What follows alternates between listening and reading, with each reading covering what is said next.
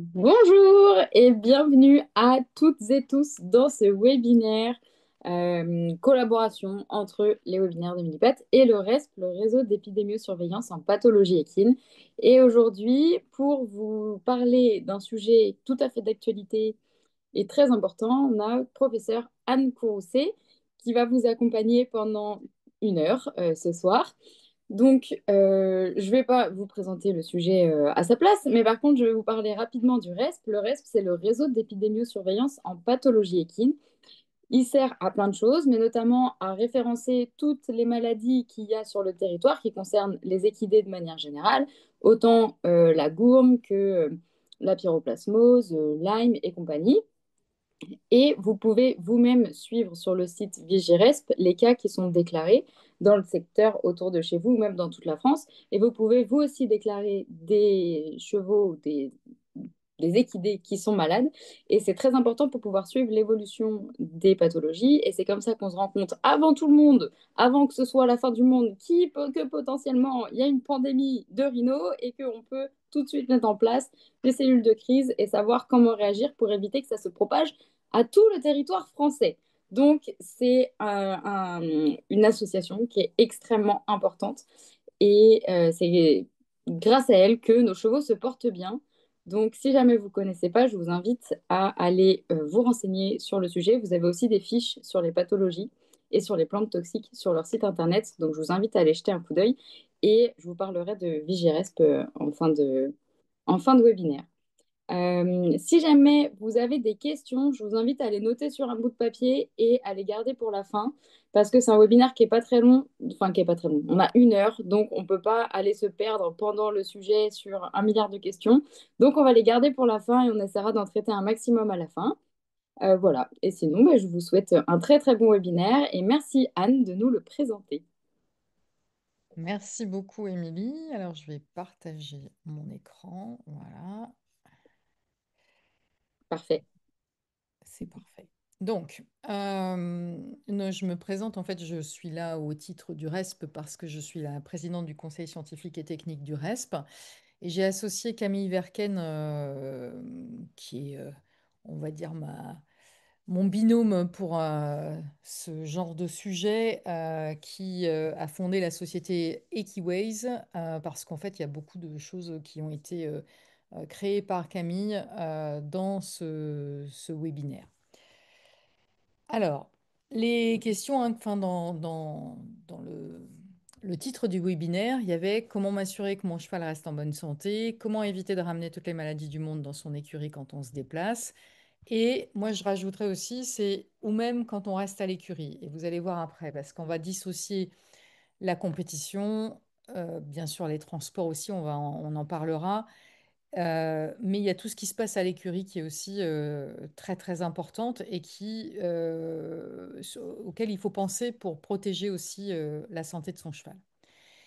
Donc la biosécurité, c'est un mot un peu, on va dire, à la mode, mais ça peut être aussi un mot un peu rébarbatif parce qu'on ne sait pas forcément ce qu'il y a derrière, et que ben, voilà, on n'en connaît pas trop la définition. Donc d'une façon générale, c'est l'ensemble des règles et des pratiques qui sont mises en place pour éviter que des microbes ou des maladies entrent, circulent ou sortent d'un lieu, comme, alors si on parle de chevaux, une écurie, une ferme, un hôpital.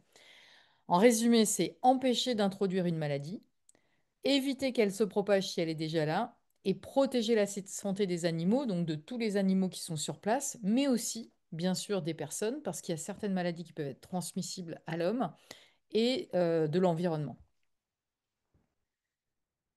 Ensuite, il y a un certain nombre donc, de règles à suivre pour empêcher d'introduire une maladie et on va voir, on distinguera pendant la compétition ou dans un rassemblement et à la maison.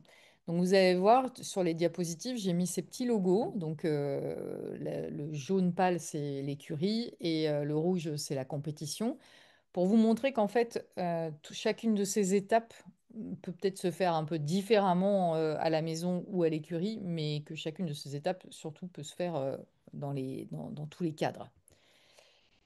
Alors, en compétition ou à la maison, pardon. Euh, En compétition, on a des règles pour les compétitions internationales. Donc ça, ce sont des règles dans le petit livre fascicule de vétérinaire qui est disponible par la FEI, donc la Fédération équestre internationale, pour tout le monde. Donc il suffit juste de taper Biosecurity Rules FEI et vous aurez tout ça. Donc il y a tout un règlement là-dessus, et notamment donc depuis quelques années, surtout depuis, alors ça fait très longtemps hein, qu'il y a des règles sur la biosécurité, mais qui n'étaient pas forcément très bien appliquées. Et depuis la grosse crise qu'il y a eu à Valence en Espagne en 2021, il y a des règles qui sont bien précises, et notamment de prendre la température des chevaux et de la noter dans ce qu'on appelle la Horse App. Donc c'est une petite application qui a été créée par la FEI dans laquelle on peut rentrer la température du cheval matin et soir. Donc juste un petit aparté, on y reviendra après, mais la température normale d'un cheval, c'est inférieur à 38,5. Donc c'est comme nous en fait, hein, tant qu'ils sont inférieurs à 38,5, c'est normal. Et ensuite, on peut commencer à s'inquiéter. À l'arrivée des chevaux, il y a une vérification de ce qu'on appelle l'equine self-certification, c'est-à-dire que le propriétaire s'engage à certifier que le cheval vient d'un endroit et d'une écurie qui a été indemne de toute maladie infectieuse. On vérifie aussi la température et on la rentre dans l'application. Et pendant la compétition, c'est prise de température matin et soir qu'il faut rentrer dans cette application. Donc ça, maintenant, dans le règlement international, c'est obligatoire. Ce qui serait bien, c'est que ce soit. Alors, c'est pas forcément. Moi, je suis pas forcément pour mettre tout obligatoire, mais ce qui serait bien, c'est que tous les cavaliers, les organisateurs de concours, enfin, tous les propriétaires comprennent que ces règles-là, c'est fondamental pour préserver la santé des chevaux et que donc ce soit fait tout le temps, quel que soit le rassemblement, qu'il soit national, qu'il soit international, que ce soit juste une randonnée où les chevaux vont être les uns avec les autres, etc., etc. Donc, qu'est-ce qu'il faut retenir de tout ça? C'est que là, dans les compétitions donc internationales, on va dire, mais ce qui serait bien, c'est effectivement que ce soit un peu plus élargi. Il faut prendre la température matin et soir, 3 jours avant la compétition, avant de monter dans le camion, en arrivant sur le lieu de la compétition et pendant la compétition, matin et soir pendant toute la compétition. Moi, ce que je rajouterais, qui n'est pas obligatoire par la FEI, c'est que ce serait bien de le faire aussi après la compétition, donc quand on rentre à l'écurie, pendant les jours qui suivent, pour être bien sûr que le cheval n'a pas quelque chose. Alors, quand vous avez, vous, par exemple, on a dit cheval, température normale 38,5. Si vous avez 42 fièvres, vous allez être au fond de votre lit, vous allez pas pouvoir bouger, vous allez montrer des signes évidents et puis ça va vraiment vous atteindre. Le cheval, il est pareil. S'il a 42 fièvres, il va être dans un coin de son box, il va pas manger, il va pas bouger, etc. Par contre, si vous avez 38,8, vous allez vous sentir peut-être un petit peu fatigué, pas très bien. Le cheval, c'est pareil, il va se sentir un peu fatigué, pas très bien, mais vous, cavalier, propriétaire, si vous n'allez pas prendre la température, vous n'allez pas le voir, ça. Le cheval, il va pas vous dire aujourd'hui, je me sens pas très bien, j'aimerais bien qu'on n'aille pas travailler. Donc, si vous n'avez pas pris la température, vous n'avez aucun moyen de savoir que le cheval, en fait, enfin, commence à monter en température et avoir de la fièvre. Donc, c'est très important. Et puis je rajouterais en fait globalement là-dessus que la température, il faudrait la prendre tout le temps, au moins une fois par jour, et dans ces cadres-là, effectivement, 2 fois par jour. Donc ça, cette chose-là, là, le thermomètre, ça peut être un petit thermomètre, ça peut être un gros thermomètre adapté aux chevaux, enfin on s'en fiche, c'est, on va dire, votre meilleur ami de la biosécurité. Et c'est vraiment pas compliqué. C'est-à-dire que ça, voilà, ces gros thermomètres, après, vous en avez qui se déclenchent un petit peu plus tardivement. Mais en quelques secondes, vous avez la température de votre cheval et c'est fait. L'analyse, donc là-dessus, on va prendre différents points. On va regarder en compétition, par exemple, et ça peut être aussi à la maison, l'analyse et la gestion des risques. Alors, qu'est-ce que j'entends par là? On va regarder, Émilie vous a parlé tout à l'heure du RESP. Le RESP donc va informer les vétérinaires, mais aussi les propriétaires, etc., de ce qui se passe, par exemple, en France, dans certains, enfin, en fonction des départements. C'est les lieux où il y a des problèmes précisément ne sont jamais notés, mais on parle des départements.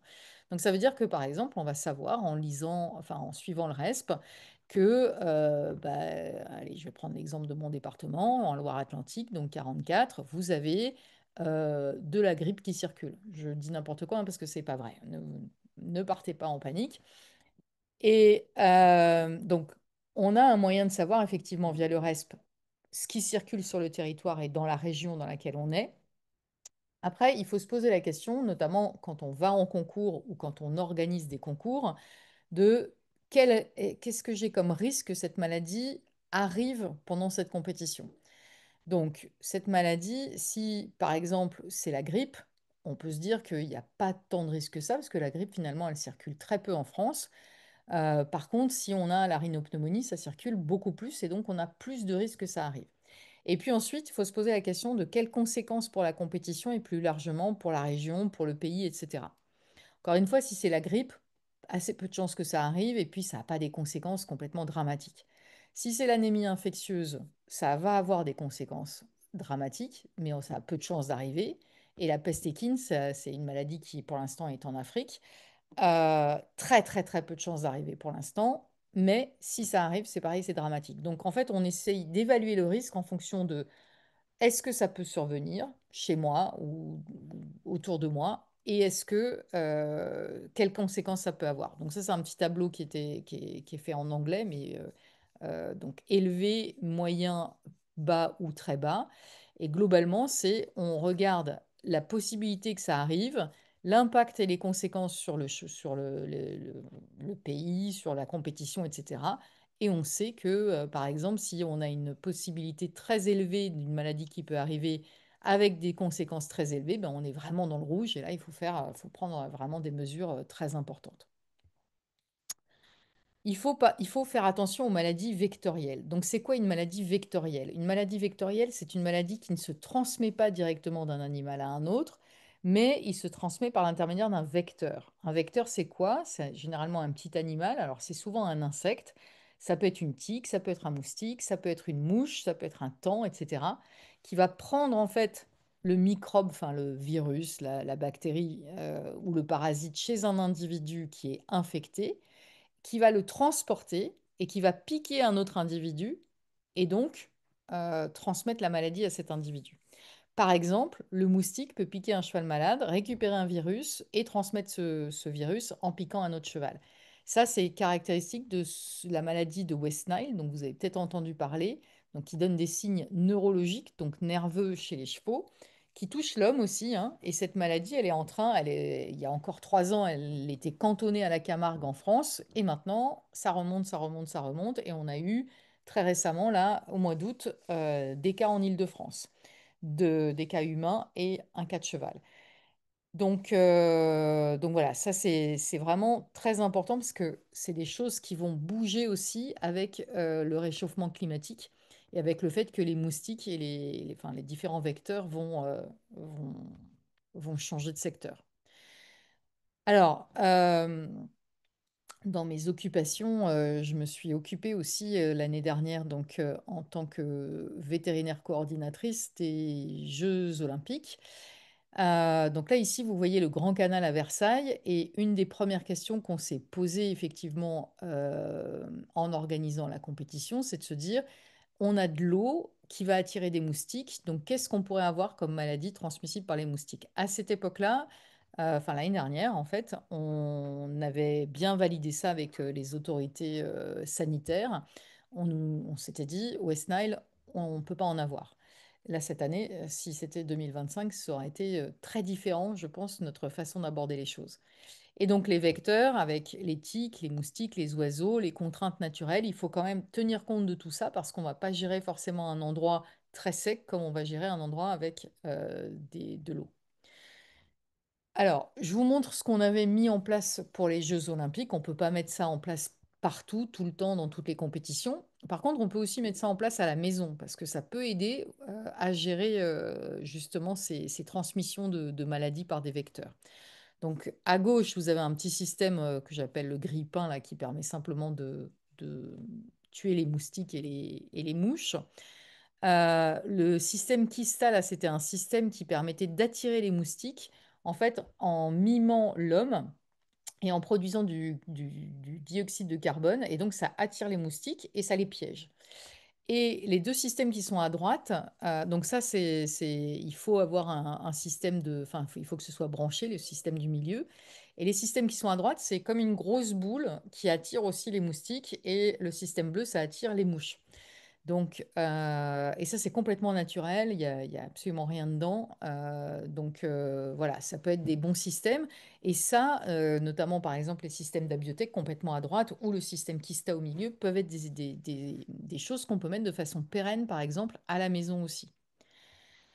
Ensuite, recouvrir les bacs d'eau sans surveillance. C'est-à-dire que si vous avez des chevaux qui boivent régulièrement, et c'est évident que vous n'allez pas mettre des bâches toutes les 5 minutes sur le bac à eau, si vous avez un bac à eau qui ne sert pas pendant un petit moment et que vous n'avez pas forcément envie de le vider parce qu'il y a, voilà, il y a pas mal de l'eau et qu'on veut sauvegarder l'eau, voilà, bien couvrir pour faire attention que ça ne devienne pas des nids justement à insectes. Et bien nettoyer les bacs à eau quand on va donner régulièrement à boire aux chevaux dedans. Donc ça, encore une fois, j'ai mis le petit logo compétition et le petit logo à la maison parce que franchement, ce sont des mesures pour contrôler ces vecteurs qui peuvent être faits dans les deux cas. Donc là, voilà, même chose à la maison, parce que je vous avais présenté les compétitions, mais même chose à la maison. Ensuite, contrôle des maladies infectieuses. Alors, quand on part en compétition, il faut, entre guillemets, ne pas être sympa avec le voisin. Alors, c'est pas très sympa de dire ça, c'est pas très bien. Mais globalement, on prévoit tout son matériel pour son cheval et on ne prête pas son matériel parce que vous ne savez pas quel est le statut sanitaire du cheval d'à côté. On garde son seau, on garde son licol, on garde son mort, on donne à boire à son cheval dans un seau, enfin dans son seau, avec de l'eau qui est prise au robinet. On va pas aller prendre de l'eau dans un grand bac comme ça. Et surtout, on ne fait pas boire son cheval dans un grand bac comme ça. Imaginez ces deux chevaux là. Il y en a un qui est malade, par exemple, qui est porteur d'une maladie, qui va bien extérieurement, porteur d'une maladie. Si les deux chevaux boivent côte à côte, c'est forcé que le deuxième va être malade juste derrière, puisqu'il lui aura transmis tout ce qu'il faut là dans l'eau de boisson. Donc ça, c'est vraiment quelque chose à complètement éviter en compétition. Alors évidemment, à la maison, c'est différent parce que vous connaissez les statuts sanitaires de vos chevaux, etc. On y reviendra par rapport à ça. Mais voilà, donc en compétition, surtout, on ne fait... Et on n'est pas sympa, on prête pas son matériel. Ensuite, là, on va parler de vaccin. Alors, vaccin, c'est complètement, on va dire, transversal, c'est-à-dire que c'est pour la compétition, pour la maison, enfin, pour tout, quoi. En fait, le cheval doit être vacciné. Alors, pourquoi? Parce que les maladies infectieuses donc, sont souvent très contagieuses, peuvent toucher des écuries entières. On a des conséquences médicales, donc le cheval va être malade, forcément. Il peut, pour certaines maladies, en mourir. On va avoir des conséquences sportives, donc arrêt des compétitions, arrêt de l'exercice pour le cheval. Il va rester au box, donc il va pas forcément être heureux dans son box. Et des conséquences économiques qui peuvent être très très importantes pour les organisateurs de concours, mais aussi pour les personnes à la maison. Deux exemples. En Australie, en 2007, il y a eu une très grosse épidémie de grippe chez les chevaux de sport et de course. Pourquoi? Parce qu'en fait, l'Australie est un pays qui ne vaccine pas de façon obligatoire les chevaux contre la grippe. Et ils font mettre les chevaux en quarantaine quand ils arrivent, mais il y a un cheval qui est parti de quarantaine trop tôt probablement, en incubation et qui a donc transmis le virus de la grippe. Il y a eu plus de 75 000 chevaux infectés et c'était une perte qui a été estimée à 3,3 millions d'euros par jour. Donc juste pour vous dire que, voilà, même si pour le coup, enfin je pense qu'il y a quand même eu des chevaux morts hein, dans cette épidémie, mais ça peut avoir des conséquences donc énormes sur la propagation et sur les pertes économiques. À Valence, en Espagne, je vous ai parlé de ce qui s'est, enfin, de cette crise tout à l'heure. En 2021, il y avait près de 800 chevaux qui étaient présents. Il y a eu en tout, donc le problème a commencé à Valence, mais en tout, il y a eu 3 compétitions internationales qui ont été touchées par cette épidémie, 2 en Espagne et une à Doha. Il y a eu 10 fédérations nationales qui ont signalé des cas qui étaient liés à Valence, donc là où ça avait démarré.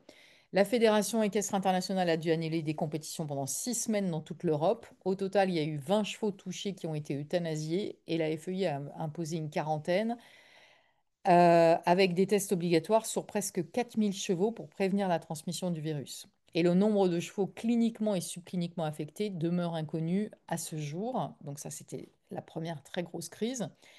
Et la deuxième crise dont on peut parler, c'est celle qu'on a eue en France en 2024, cet hiver. Il y a eu un cas lors d'un rassemblement de poneys en octobre 2024. Et ensuite, il y a eu 10 foyers, mais il y a eu 4 foyers majeurs, 2 en région parisienne, un en Loire-Atlantique et un dans l'Orne. En tout, il y a eu 13 morts. Il y a eu des écuries qui ont été bloquées, plus de mouvements, plus de cours, plus de concours. Donc là aussi, des pertes très importantes. Et dans toutes les écuries, un pourcentage très important de chevaux positifs. Hop, je vous montre juste ce petit film. Ça, c'était une des juments dans un centre équestre qui était... Regardez comment elle marche derrière.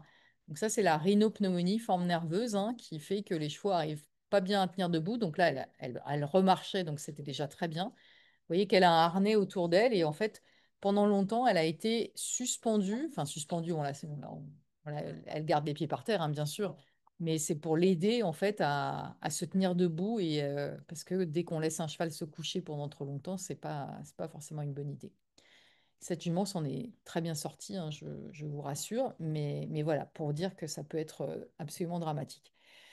Donc la vaccination, elle permet de protéger les chevaux de la survenue et de la propagation de maladies infectieuses à l'échelle d'un individu, mais aussi d'une population. Parce que les chevaux sont donc des populations à risque. Pourquoi? Parce que ils vivent à plusieurs dans une écurie, ils se déplacent beaucoup. Il y a des rassemblements lors des courses, des compétitions, des ventes, surtout des jeunes chevaux, enfin pour des jeunes chevaux notamment. Et quand on a une introduction donc de nouveaux chevaux dans une écurie et notamment de jeunes chevaux. Donc, il faut pas forcément se dire toujours je raisonne en fonction de la vaccination et de l'effet de la vaccination sur mon cheval. C'est-à-dire qu'il faut se dire les vaccins, alors je ne sais pas qu'ils ont le droit de ne pas être efficaces dans certaines situations, mais oui quand même. On sait par exemple que le vaccin de la rhinopneumonie n'est pas efficace sur la forme nerveuse. Par contre, la rhinopneumonie, ça fait aussi des formes respiratoires, ça fait aussi des avortements, et le vaccin est efficace sur ces deux autres formes. Et en plus, alors ça, vous avez dû en entendre parler pendant le Covid, on parlait de matelas vaccinal, c'est-à-dire que plus la population est vaccinée, et plus vous allez avoir une protection de cette population. Donc globalement, on protège son cheval en vaccinant son cheval, mais on protège aussi le voisin. Et si le voisin il est vacciné, il va protéger votre cheval aussi. Voilà, donc c'est super important la vaccination. Euh, Elle est nécessaire, elle est fondamentale, elle ne remplace pas un certain nombre de mesures de biosécurité et de mesures sanitaires.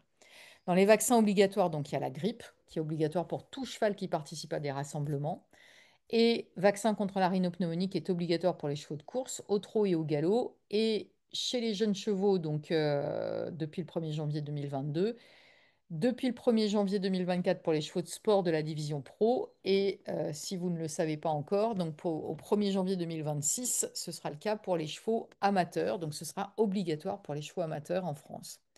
Il y a d'autres vaccins qui existent mais qui ne sont pas obligatoires. Donc West Nile, l'artérite virale, tétanos, la gourme. Ce sont des vaccins qu'il faut considérer quand même dans certains cas, notamment là pour le West Nile qui remonte vraiment vers le nord de la France. On sait que le vaccin est efficace, donc voilà. Pourquoi attendre que le cheval soit malade et éventuellement décède si on peut protéger son cheval en faisant en sorte qu'il ne soit pas malade. On va parler maintenant de l'organisation du site et des écuries. Donc là, c'est pendant la compétition. Les chevaux vont arriver sur la compétition. Donc là, je vous ai mis l'exemple on va dire, du haut du panier, puisque c'est l'exemple des Jeux Olympiques. Donc, les chevaux arrivent sur un terrain qui est sécurisé pour eux, pour les personnes qui sont autour d'eux. On a la possibilité de les mettre dans des box, éventuellement si ça se passe mal pour la température. En fait, c'est vraiment l'idée de prendre des températures régulièrement. On peut mettre, alors ça c'est un petit système que je présente à chaque fois parce que je trouve ça absolument génial.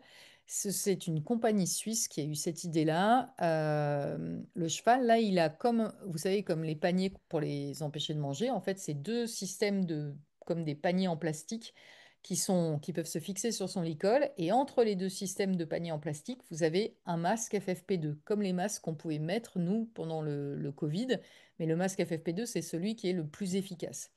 Ça, c'est une jument qui était arrivée à un concours au Haras du Pin, qui avait 38,7. Alors, elle était restée longtemps dans son camion, elle avait eu chaud, etc. Et il fallait quand même qu'on puisse aller la doucher pour être sûr que c'était juste qu'elle avait trop chaud ou si elle était vraiment malade. Et pour pas prendre de risque pour les autres chevaux, donc on lui a mis ce masque, elle a pu aller à la douche. Et puis, on a pu reprendre la température 1 heure après et la température était redescendue. Donc, dans ce cas-là, la jument avait, entre guillemets, juste chaud, mais on n'aurait pas, enfin, personnellement, moi, j'aurais pas laissé faire d'emmener cette jument prendre une douche au milieu des autres si on n'avait pas eu ce type de masque. On aurait peut-être trouvé une autre solution de la doucher ailleurs, mais voilà. Donc, ça, c'est super intéressant. Et c'est intéressant aussi à la maison, au cas où on a un cheval, par exemple, qui commence à avoir de la fièvre, qui commence à avoir du jetage, etc., de pouvoir lui mettre ça de façon à l'isoler, mais à pas prendre de risque en le faisant marcher, par exemple, à travers l'écurie pour aller le mettre ailleurs. L'arrivée des chevaux, donc, elle doit être, ce que j'ai dit tout à l'heure, sécurisée et simple. On a par exemple des bacs pour la litière, donc où on met la litière à part, etc. Enfin, il faut que ça reste propre aussi. Ça, encore une fois, c'était l'exemple des Jeux Olympiques où on a mis un pédiluve antidérapant avec du désinfectant pour que les chevaux passent dedans, mais aussi tout ce qui était véhicule à roues, là, comme les golfettes, comme les vélos, etc. Une marche en avant, circulation des chevaux. Donc, vous voyez la flèche rouge, les chevaux arrivent ici de ce côté-là et en fait marchent vers les écuries. Donc, en fait, il y a toujours une marche en avant et c'est beaucoup plus facile que des chevaux qui font des tours dans tous les sens. Euh, les écuries. Donc ça, c'est l'exemple de ce qu'il y avait à Valence en 2021. C'est plus le cas aujourd'hui, hein. Entre guillemets, c'est l'exemple de ce qu'il faut pas faire. C'est la grande tente avec 450 box, avec, vous voyez, très peu de ventilation, parce qu'il y avait juste les ouvertures de la tente. Et donc, en fait, quand on rentrait dans cette tente, c'était pas ventilé, il faisait chaud. Et donc, effectivement, dès qu'on a, enfin, si on a une maladie infectieuse qui circule, ça va circuler encore plus facilement sous cette tente. C'était comme ça à l'intérieur avec à peine 3 mètres, enfin 3 mètres entre les deux rangées de box. Donc en fait, les chevaux, si jamais on ouvrait la porte des box, ils arrivaient presque à se toucher le nez d'un box à l'autre. Donc ça, non.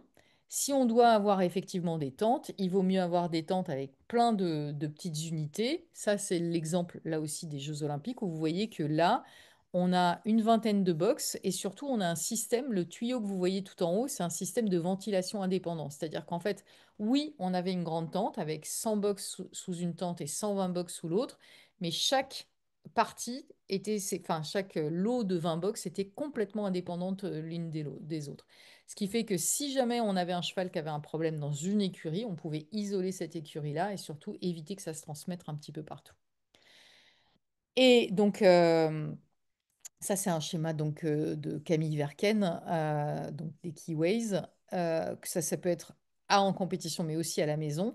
Bien faire attention à l'air qui rentre, à l'air qui sort, à la circulation d'air, parce qu'il faut que ce soit que les bâtiments, que ce soit des bâtiments de compétition ou les bâtiments à la maison, soient ventilés, mais sans forcément qu'il y ait du vent qui rentre et puis le cheval qui se prend tout dans les naseaux, on va dire, quand il est, par exemple, juste devant la porte. Donc ça doit être réfléchi, mais l'air, effectivement, c'est très important qu'il y ait une bonne ventilation.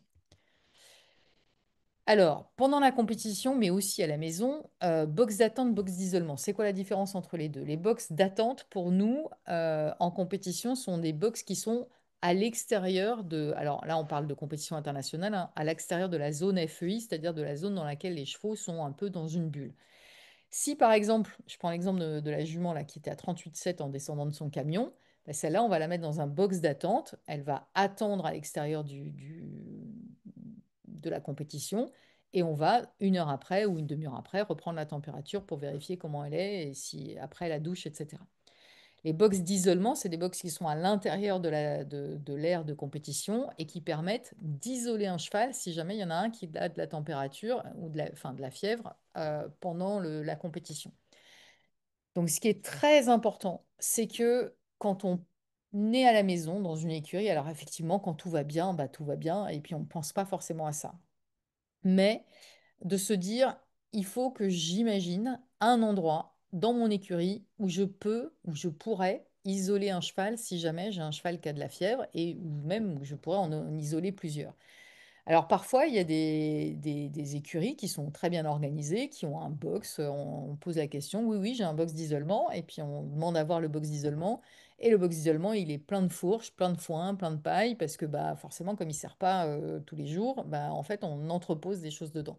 En fait, l'idée d'un box d'isolement, c'est que ce soit un box qui soit prêt à servir à n'importe quel moment et donc qui soit bah, pas plein de plein de choses. Dans les box d'isolement, ça c'est encore des photos qui viennent de Camille. Camille, elle aime beaucoup tous les petits scotch et ça permet de mettre des couleurs en fait aux différents outils et de dire que par exemple dans la zone d'isolement, ben, on va mettre du scotch rouge et je sais que la fourche, le balai, etc. vont rester dans cette zone-là. Ça vous permet aussi à la maison par rapport au matériel qui va être dédié au box d'isolement, de se dire et de faire comprendre à tout le monde que c'est pas quelque chose qui va être juste quelques heures, ça va prendre des jours, voire des semaines avant de rétablir la situation. Pendant la compétition, des chiens en laisse. Idéal, c'est pas de chiens dans les écuries. Alors, vous allez me dire, ah là, c'est dur parce qu'effectivement, tous les cavaliers ont des chiens, etc. Ça, c'est l'exemple de Valence, là. Sous la grande tente, il y avait des chiens partout qui étaient en liberté. Le chien, il va pas être malade, enfin, avoir les mêmes maladies que le cheval. Mais ce qui peut se passer, c'est que dans son pelage, il va transporter le virus. Par exemple, le cheval, c'est un être curieux. Il a un petit chien qui rentre dans son box, il va venir le sentir. Donc, si ce cheval est malade, il va déposer tout un tas de petits virus là sur le dos du chien. Et puis le chien, comme il se balade un petit peu partout et que personne ne l'empêche de se balader, ben, il va rentrer dans le box d'à côté. Et dans le box d'à côté, il y a un cheval qui était pas malade, mais qui va lui aussi être curieux, venir renifler le chien et se contaminer avec les virus du cheval d'à côté. Donc ça, c'est vraiment super important. Oui, les chiens sont très importants aussi pour les cavaliers, mais il faut vraiment, dans ces cas-là, faire très attention. À la maison, on peut être tolérant par rapport aux chiens, bien que il faut quand même faire attention aux chiens, on va dire, qui viennent de l'extérieur, ça peut être les chiens de l'écurie. Mais si on a une épidémie à la maison, il faut absolument zéro tolérance, pas de chien. Ensuite, dans les autres zones, donc ça, ce sont des photos aussi de Camille Verken, donc des Keyways, où je vous montre des choses qui sont bien à faire ou mal à faire. Là, vous imaginez, donc là, la douche, elle vient effectivement de là-haut et ça, c'est très bien au niveau sanitaire. Là, vous imaginez bien que vous avez le fumier ici et vous avez la douche juste à côté. Et là, s'il pleut, par exemple, vous avez toute l'eau qui va ruisseler et qui va aller vers la douche ici. Donc ça, c'est pas du tout une bonne idée. Et les tuyaux de douche, pareil, qui vont être partout au milieu du crottin, etc., c'est pas non plus une bonne idée. Ça, c'est des choses qui sont bien, hein, de mettre les tuyaux effectivement en l'air, d'avoir des zones qui sont propres, d'avoir des zones de fumier qui soient couvertes, d'avoir des zones dans les compétitions où on peut mettre le fumier pour qu'on ne retrouve pas le fumier un petit peu partout. Ça demande aussi une certaine... enfin, d'être un petit peu, enfin, d'y faire attention et de ne pas se retrouver effectivement avec des choses comme ça près des camions ou dans un coin parce que en fait il y avait rien pour mettre le fumier donc on a mis ça dans ce coin-là quoi. Ça aussi, c'est quelque chose qu'on ne devrait pas voir, hein. Le chien, là, vous avez, alors déjà ici, vous avez le fumier d'un côté et le foin juste à côté. Donc ça, c'est pas forcément la meilleure idée. Et vous avez le chien, alors là, pour le coup, on est à l'écurie, qui se balade et qui fait ses besoins un petit peu partout. Et il va passer dans le fumier ici, donc avec ses pattes, et ensuite il va aller passer dans le foin, et le foin, il va être distribué aux chevaux derrière. Donc voilà, ça fait partie des choses qui peuvent choquer quand on voit la photo, mais en fait, si on ne prend pas la photo à ce moment-là, on ne voit pas que le chien a fait ça et on ne se rend pas compte à quel point le chien peut être aussi un vecteur de certaines choses. Donc voilà, l'exemple de droite, c'est bien rangé et parfait. Bon, ça, si on revient dans les années Covid, il faut toujours hein, se laver les mains, se désinfecter les mains, etc.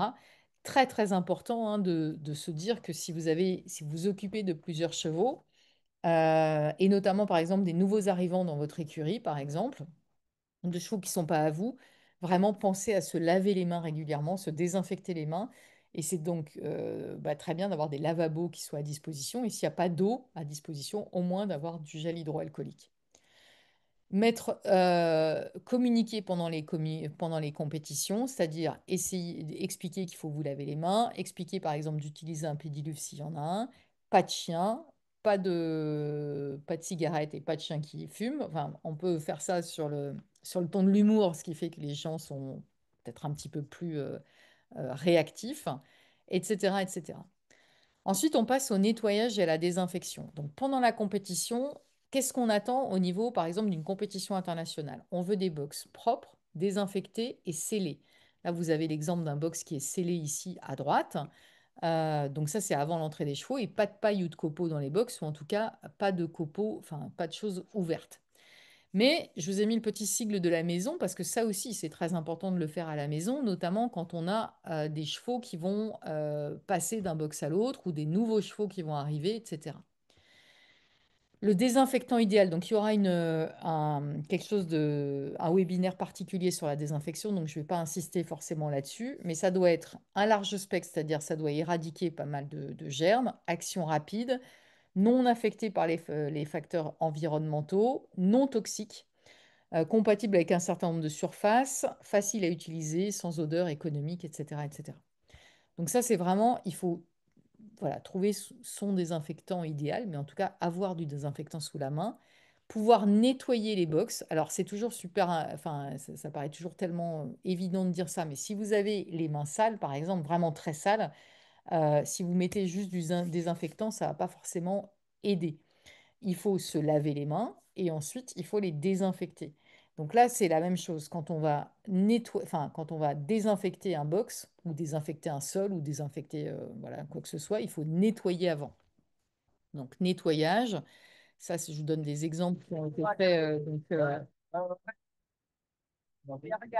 pendant les Jeux Olympiques. Donc, vous voyez qu'en fait, on passait une lingette et les choses étaient vraiment nettoyées, notamment les grilles des box, hein, on n'y pense pas beaucoup, enfin, on n'y pense pas beaucoup, on n'y pense pas toujours, mais c'est là où le cheval va venir s'appuyer et mettre sa tête. Donc, il y avait toute la série de nettoyage. Voilà. Et puis, donc, avoir du matériel adéquat. Donc là, vous avez du matériel donc, qui permet de pulvériser. Ici, c'est une pulvérisation, on va dire, quelque chose qui fait de la fumée. Et avoir du matériel, enfin des vêtements qui permettent de protéger aussi les personnes qui vont désinfecter. Donc des gants, des protèges vêtements, des protèges chaussures et des masques. Et éventuellement des lunettes. Ici, c'est un système donc, qui a été créé hein, de toutes pièces au Haras de Saint-Lô avec un tracteur et puis des systèmes de désinfection qui permettent de désinfecter des deux côtés. Et ici, c'était la désinfection de box pendant les championnats d'Europe là au Haras du Pin. Vous allez voir qu'il y a un système donc, qui est mis sur un tuyau d'eau.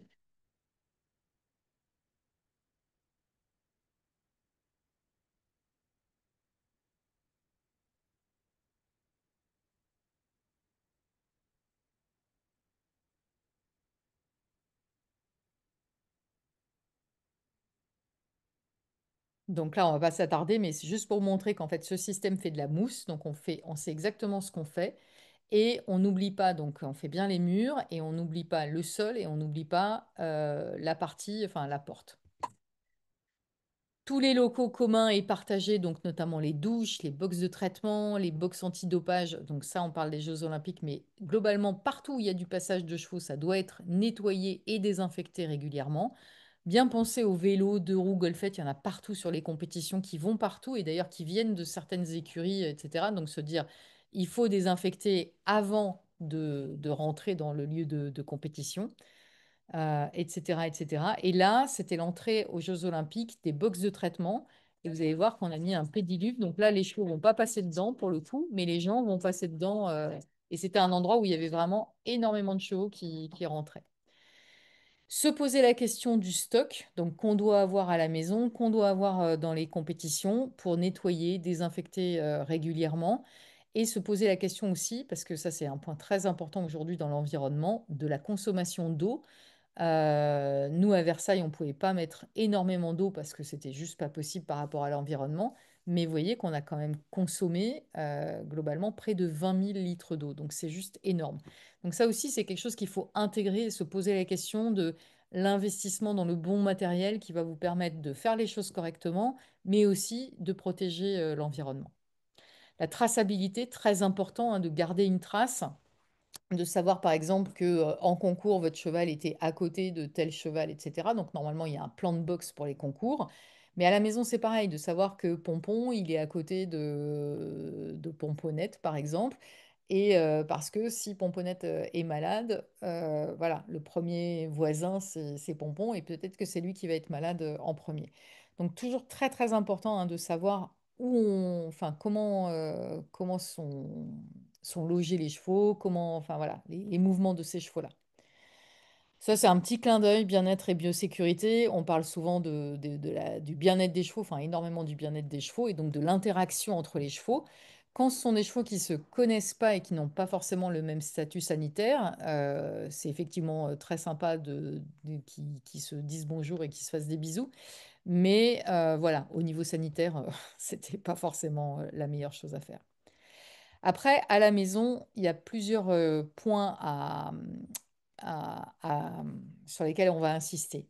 Premièrement, prévenir et surveiller. Prendre la température une fois par jour ou en tout cas systématiquement avant de monter sur son cheval. Comme ça, on est sûr que le cheval va bien et on peut faire les choses correctement. À l'avenir, il y aura des chevaux qui vont être équipés des thermochips ou des fever check Ekin, c'est-à-dire ce sont des puces. Alors, il y a des puces qui vont avec la puce d'identification, qui permettent de prendre la température d'un cheval juste avec un lecteur, hein, exactement comme ce que vous avez dans les supermarchés. Et aujourd'hui, il y a des puces aussi qui existent juste avec la température. Sauf que on s'est aperçu que par exemple au repos, si votre cheval a la température rectale avec le thermomètre à 38,8, la température de la puce va pas être exactement la même. Et c'est pas toujours facile de faire la relation entre les deux. Donc voilà, ça c'est des choses qu'il va falloir qu'on améliore au fur et à mesure. Prévenir et surveiller à la maison, ça c'est le point hyper important.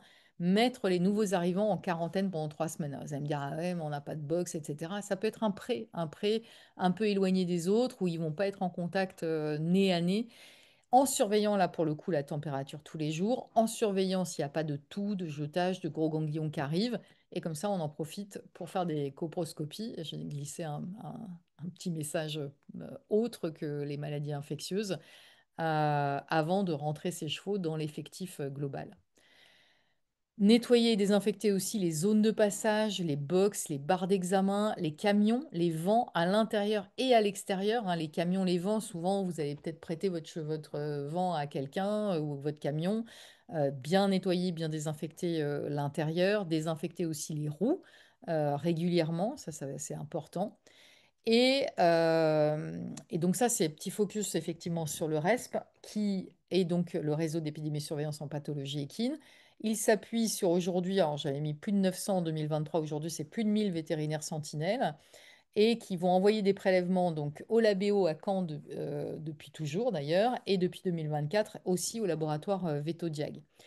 La moitié du coût des analyses est prise en charge par le RESP et l'autre moitié par les propriétaires de chevaux. Et donc, c'est pour aussi inciter les vétérinaires et les propriétaires à faire cette déclaration au RESP et donc avoir ce suivi.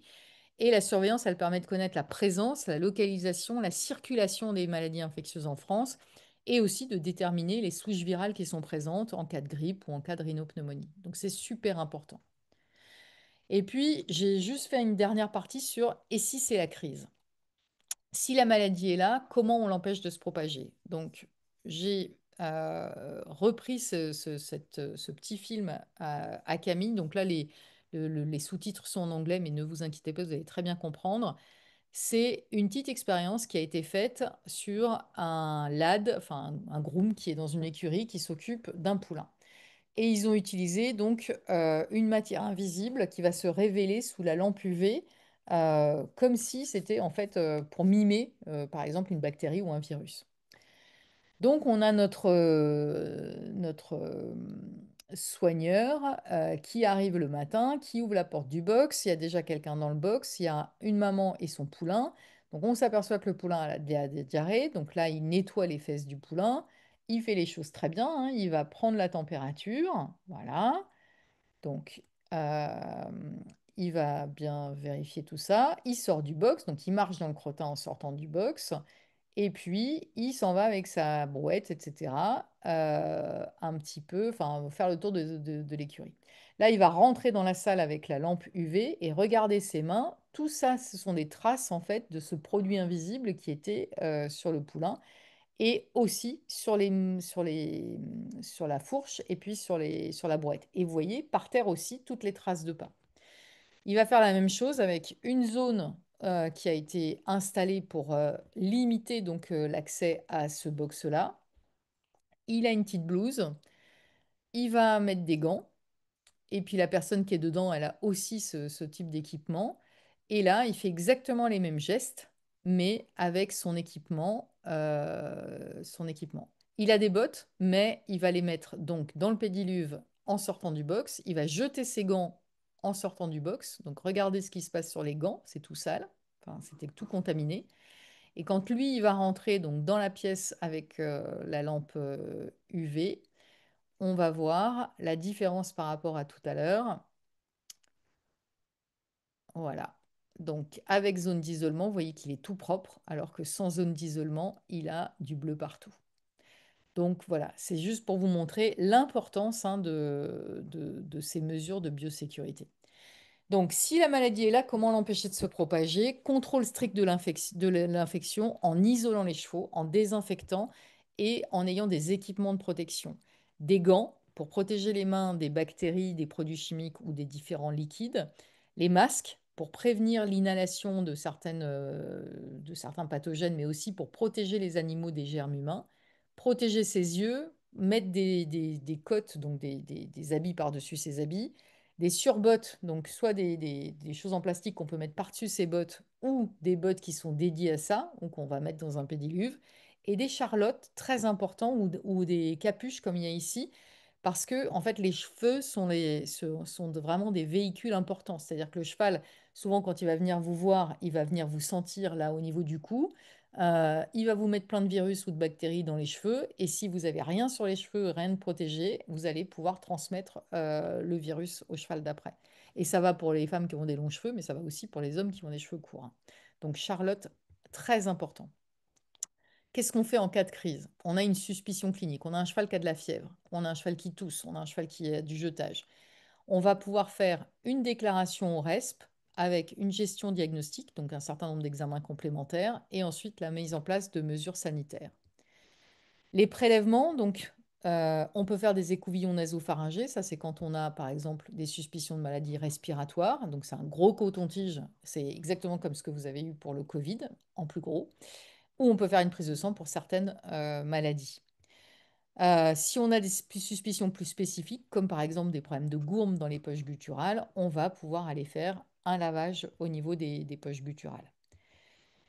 On va faire demander des analyses au laboratoire, donc soit des PCR, hein, c'est exactement comme ce que vous avez eu pour le Covid, vous savez, où on faisait ces écouvillons, puis ensuite il y avait une PCR qui était effectuée. Donc on peut faire ces PCR pour tous ces virus-là et pour la bactérie de la gourme. Et puis on peut aussi faire une bactériologie, par exemple, pour aller chercher ce que c'est. Mais c'est très important de poser un diagnostic pour savoir contre quoi on doit lutter. Et puis ensuite, le reste va revenir vers les propriétaires, les vétérinaires, etc., avec des communications de ce type-là, en disant, par exemple, alors là, celui-là, il date un peu, hein, mais date d'apparition des symptômes, donc 29 octobre, date de confirmation 31 octobre, c'est un centre équestre où il y a, qui était donc dans le 77, avec un effectif total de 30 chevaux, 5 chevaux affectés, et on a des commentaires qui disent que ce sont des poneys qui ont été achetés en provenance d'Irlande, qui n'étaient pas vaccinés, etc., etc. Alors, qu'est-ce qu'il faut faire en cas de crise aussi? C'est mesures sanitaires, ça veut dire arrêt de tout. Arrêt des transports, arrêt des rassemblements, arrêt des concours, en fait, arrêt de la vie de l'écurie. Parce que sans ça, on risque, si on continue ces activités, ça va traîner dans la longueur et ça va jamais s'arrêter. On essaye de structurer enfin de zoner la structure. Alors c'est très facile sur le papier de dire je fais une zone rouge, je fais une zone orange, je fais une zone verte. La zone rouge, c'est la zone sale où j'isole les chevaux qui ont été malades ou qui ont été en contact direct avec les chevaux malades. Zone orange, c'est une zone à risque avec des chevaux qui ont été en contact indirect avec des chevaux malades, par exemple indirect par l'homme. Et zone verte, c'est une zone propre où là, je suis à peu près sûre que mon cheval n'a pas de signe clinique et n'a pas été en contact avec un cheval malade ou suspect. Et on prend la température. Et si, par exemple, on a un cheval qui commence à avoir de la température en zone verte, il va passer en zone rouge.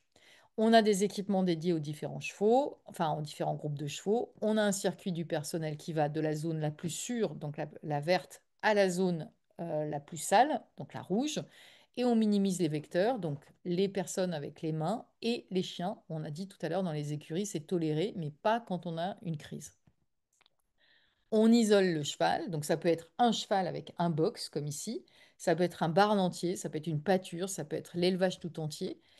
On va nettoyer et désinfecter l'ensemble des choses pour faire en sorte de faire baisser la pression, euh, enfin la pression des pathogènes.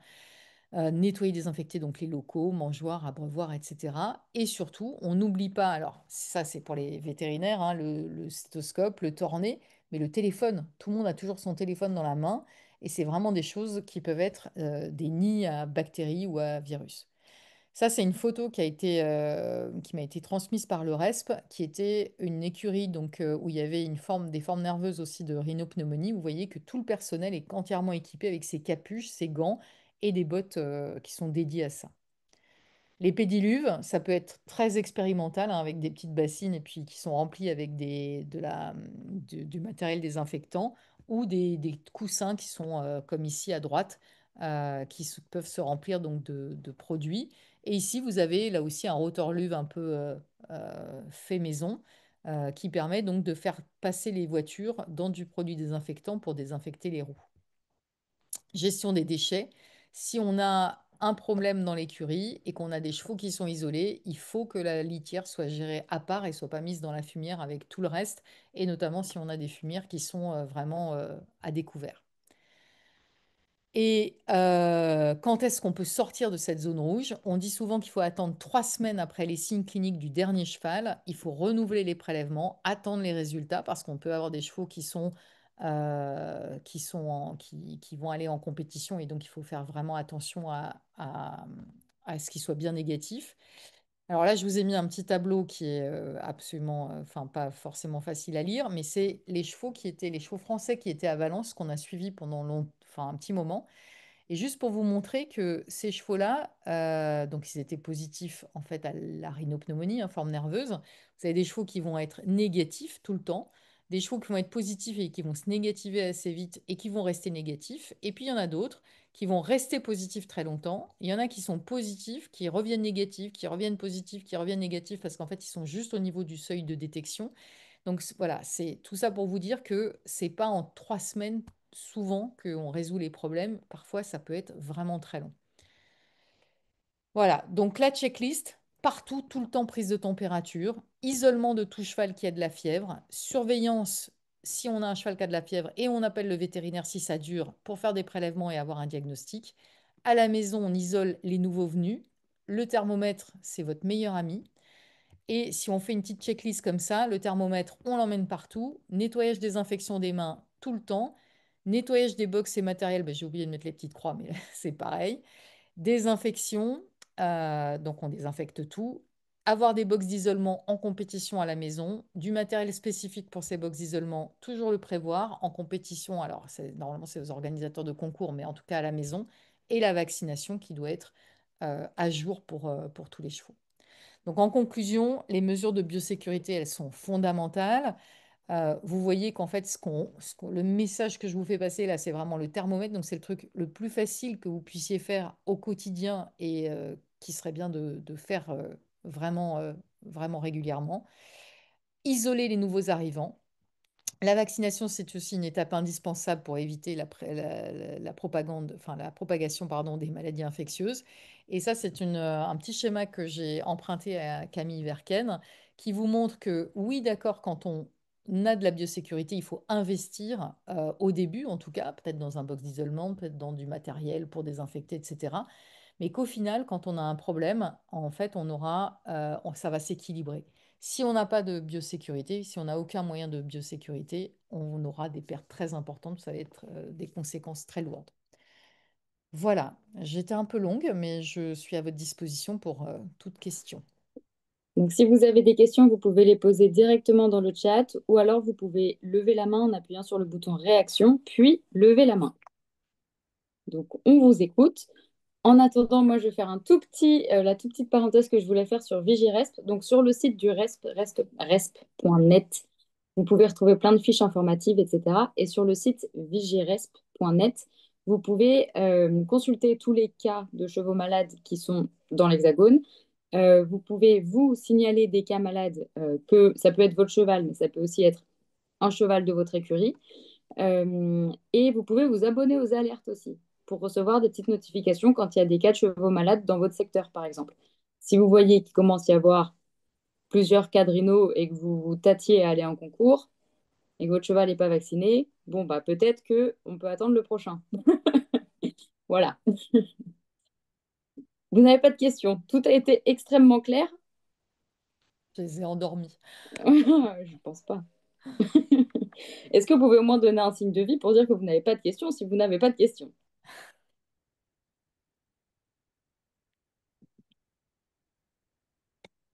Ah, question. Est-il possible de décrire la meilleure technique pour prendre la température? J'ai entendu qu'il fallait pas mettre le thermomètre au centre. Oui, alors c'est vrai que j'ai failli le dire et puis ça m'est sorti de la tête après. Donc il faut... alors, plus vous allez le faire et plus le cheval va être habitué et plus ça va être facile. Au début, il serre un peu les fesses, donc il faut faire attention voilà, que vous vous mettiez aussi en sécurité. Bien en fait se coller à eux, bien leur expliquer que vous êtes là, soulever la queue, mettre le thermomètre et il faut effectivement essayer de plaquer le thermomètre contre la muqueuse. Pourquoi? Parce que certains chevaux, en fait, ont le rectum qui est assez large. Et ce qui fait que si on est vraiment au milieu, on va prendre la température de l'air qui est au milieu et c'est pas forcément la bonne température. Donc on prend le thermomètre et on le plaque bien contre la muqueuse. Bah, ça peut être en haut, en bas, à droite, à gauche, peu importe, mais voilà. Et on l'enfonce d'à peu près.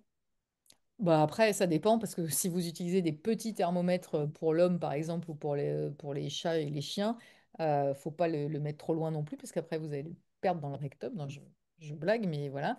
Bon, Après, c'est ça a vrai que les sûrement dû gros... déjà arriver. Oui, oui, mais on les perd pas longtemps, mais bon.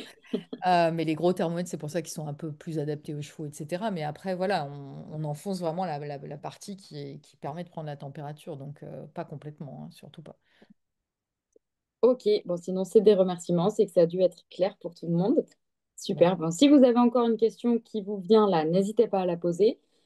Pour les prochains webinaires du RESP, donc c'est tous les premiers mardis du mois, vous avez un webinaire qui vous est proposé par le RESP sous ce même format-là qui dure 1 heure. Les deux prochains sont aussi présentés par Anne Courroucé. Le 7 octobre, il traitera de la vaccination et le 4 novembre de comment bien désinfecter son écurie en pratique. Donc juste avant l'hiver et juste avant que tous les chevaux rentrent au box, ça peut être pas mal de se lancer dans un petit nettoyage d'automne de toute l'écurie. Ouais, c'est le Euh, nettoyage de printemps, c'est le nettoyage d'automne. Ouais. voilà, c'est ça. Votre maison au printemps, votre écurie à Hmm. l'automne. Pour les prochains webinaires, des webinaires de Millipat, donc c'est des formats qui sont un petit peu plus longs puisque c'est des formats de 2 heures, voire 2h30. Le prochain, c'est mardi prochain avec Solène Abre, qui est psychologue et psychothérapeute et qui va traiter du regard des autres face du, enfin de, attendez, je vais vous dire le titre exact. Garder confiance en soi face aux critiques du monde équestre, parce que c'est pas toujours simple quand on essaye de faire un pas de côté par rapport à l'équitation classique. Donc, elle va vous donner plein de tips pour pouvoir, vous, ne pas sombrer dans une dépression tragique. Et puis celui d'après, ce sera le 12 septembre, si jamais il y a des professionnels dans l'Assemblée. C'est un webinaire qui est présenté par Gaël Siro, qui est Community Manager et qui vous apprend à dompter les algorithmes des réseaux sociaux. Si jamais vous êtes moniteur d'équitation, ostéopathe, masseur ou que sais-je, et que vous aimeriez pouvoir tirer plus parti de vos réseaux sociaux, elle est là pour vous encadrer. Et enfin, celui qui ressemble le plus à un webinaire de Millipat, puisqu'il traite du cheval lui-même et pas de vous, c'est un webinaire d'Angélique Descarpentries, gérer le surpoids chez son cheval, puisque c'est aussi un problème, autant pour les humains, on le sait, autant pour les chevaux, c'est aussi un problème qu'on passe souvent à la trappe. Donc, Angélique, qui est ingénieure agronome et nutritionniste équin, saura répondre à toutes vos questions. Et on a une autre question de Justine. Pour vous, est-il nécessaire d'isoler le cheval qui revient de stage, même si aucun cas des chevaux sur place n'a eu de symptômes? Est-ce qu'il faut le mettre en quarantaine? Alors, pas forcément, mais par contre, c'est super important de prendre sa température au moins, enfin 2 fois par jour, au moins pendant 3 4 jours pour s'assurer que le cheval ne va pas avoir de problème particulier.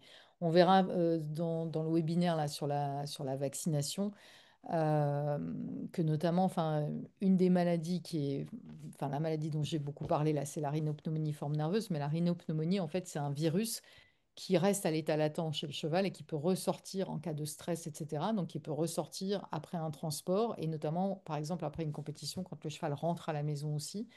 Voilà, donc c'est vraiment super important de continuer à les surveiller. Donc, pas forcément les mettre en quarantaine, mais si on les surveille matin et soir, on va pouvoir détecter tout de suite la montée de température et là, pour le coup, tout de suite l'isoler. Pas se poser de questions et on isole et après on voit. Super. Eh bien, un grand merci à vous tous. Vous pourrez retrouver... Ah, une autre question. Ça y est, il fallait un peu les lancer, mais c'est bon, on arrive aux questions.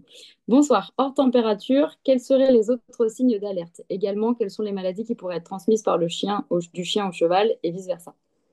Alors, du chien au cheval, il n'y en a pas, parce que même la grippe, le chien peut avoir la grippe, mais c'est pas le même virus. Donc, il n'y a pas de maladie du chien qui peut se transmettre au cheval. Par contre, comme je l'ai dit, le chien peut véhiculer sur son pelage, en fait, bah, des bactéries, des virus, etc. Et certains virus, là encore une fois, on verra ça dans les 2 autres webinaires, il y a certains virus qui peuvent résister très longtemps dans le milieu extérieur donc, et sur les poils des animaux. Donc, voilà. C'était quoi la question? C'était la transmission. Les autres signaux d'alerte que la Ah, température. les autres signes d'alerte, ben, ça va être par exemple un cheval qui va se mettre à tousser, un cheval qui va avoir du jetage, donc qui va avoir le nez qui coule, qui peut être translucide ou qui peut être un peu purulent, un cheval qui va moins bien manger, voire arrêter de manger, qui est un peu prostré dans son box par exemple. Voilà. Alors normalement quand il arrête de manger, qu'il est prostré dans son box, c'est qu'il a de la fièvre. Mais voilà. Des choses comme ça qui peuvent alerter et qui peuvent nous faire dire il y a quelque chose qui ne va pas. Souvent, les propriétaires ont quand même un œil, enfin, ils connaissent très bien leurs chevaux, ils ont un œil, on va dire, aguerri par rapport à leur cheval. Mais c'est vrai qu'un cheval qui va avoir juste 38,8, bah, ça passe inaperçu et on ne le voit pas forcément. Donc la Super. température, je reviens à mon thermomètre. C'est vrai que tous les propriétaires devraient en avoir un dans leur Ah trousse. oui, oui. Ouais, ça c'est. Vous savez pas quoi offrir à quelqu'un à Noël? Offrez-lui un thermomètre. Voilà. Très bonne idée. Original, ceci dit. Oui, et il faut qu'il fonctionne bien, nous dit Lucie. Oui, c'est Ouais. mieux, tant qu'à faire. Ah ouais, sans ça, si on passe 5 minutes à prendre la température de son cheval, ça c'est sûr que ça devient un problème au bout d'un moment. Vous pourrez retrouver le replay de ce webinaire sur mon site internet et également sur YouTube. Il sera en accès libre pour toute la vie. Donc, n'hésitez pas à le partager à vos gérants de pension, à vos copains qui vont souvent en compétition et qui avaient la flemme de venir ce soir. Bon, voilà, vous pourrez partager le lien à qui vous voulez. Et puis, un grand merci, Anne, pour ce webinaire. On se retrouve donc au plus tard, le 7 octobre, si jamais vous voulez en savoir plus sur la vaccination des chevaux. Voilà, eh bien, je vous souhaite une très bonne soirée à toutes et tous et puis à très bientôt. Au revoir. Au revoir.